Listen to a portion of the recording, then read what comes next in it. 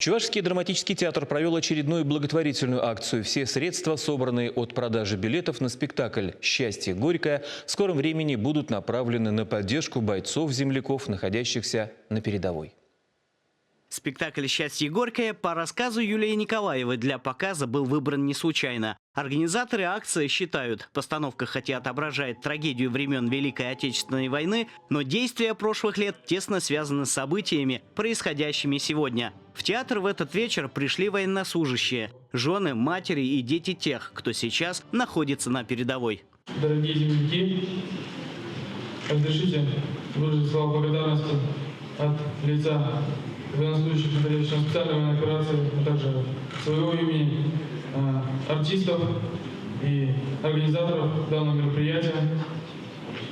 Данное мероприятие очень помогает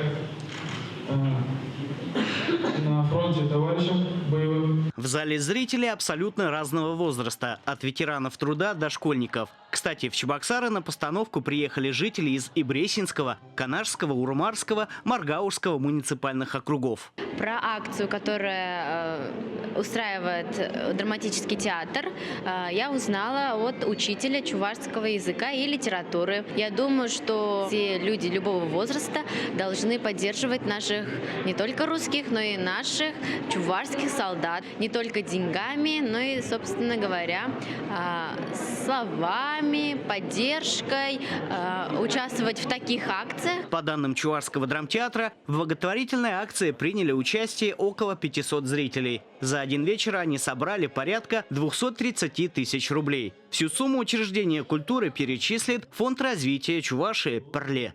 Леонид Петров, Андрей Шоклев, Вести Чувашия.